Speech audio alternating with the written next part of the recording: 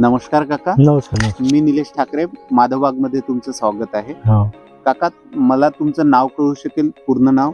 माझं नाव आहे मुकुंद भाऊराव दामेदर आणि वय 64 वर्ष आहे. कोणत्या प्रकारच्या आरोग्याच्या समस्येसाठी तुम्ही माधवबागमध्ये आल्या? मला हृदयाचाही त्रास होता आणि मधुमेह सुद्धा फार म्हणजे वाढत होती, शुगर साखर, आणि पोटाचा सुद्धा विकार होता. त्यामुळे माधवबागला मी इथे आलो आहे. माधवबागला येण्यापूर्वी याच्या आधी तुम्ही कोणत्या प्रकारच्या चिकित्सा बाकी हॉस्पिटलमध्ये करून आलेले आहे?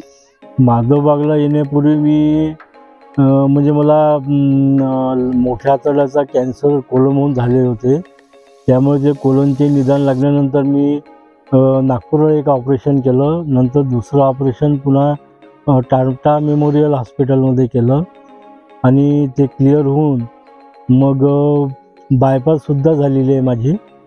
आणि नंतर मला आता 64व्या वर्षी थोडा त्रास जाणवल्यामुळे आणि मधुमेहाचा त्रास असल्यामुळे मी माधवबागला येथे आलो आहे. माधवबाग हॉस्पिटलमध्ये उपचारामुळे तुम्हाला कोणते फायदे झालेले आहेत? माधवबाग उपचारामुळे पोटाची जी साईज झालेली होती ते सुद्धा साईज कमी झाली, वजन कमी झालं आणि मधुमेह जे होता तो नियंत्रितमध्ये आला. हृदयाचे जे ठोके वगैरे पडत होते ते नियमित झाले आणि रक्ताचा जो पुरवठा होता हृदयाला तोही नियमित झाला आहे. माधवबागमध्ये डॉक्टर आणि कर्मचाऱ्यांच्या व्यवहारापासून तुम्ही संतुष्ट आहात का? माधवबागला डॉक्टरसुद्धा चांगले आहेत आणि जो स्टाफ आहे कर्मचारी तो सुद्धा चांगला आहे. वेळेवर औषध वगैरे सर्व उपचार वगैरे वेळेवर करतात. तुम्ही इतरांना माधवबाग रुग्णालयात उपचारासाठी सुचवाल का?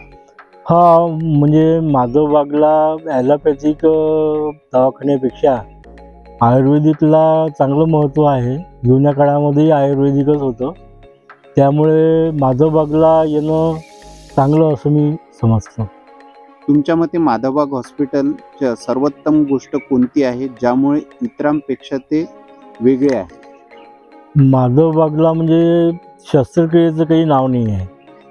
त्यामुळे ॲलोपॅथीमध्ये काय कोणती गोष्ट झाली तर शस्त्रक्रिया, म्हणून आयुर्वेदामध्ये शस्त्रक्रिया आणि औषधांनी सर्व आजार बरे होतात.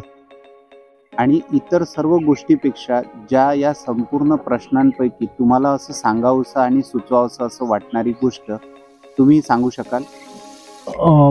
माधवबागचं एक आहे की हे म्हणजे जनरल असं माहिती नाही आहे.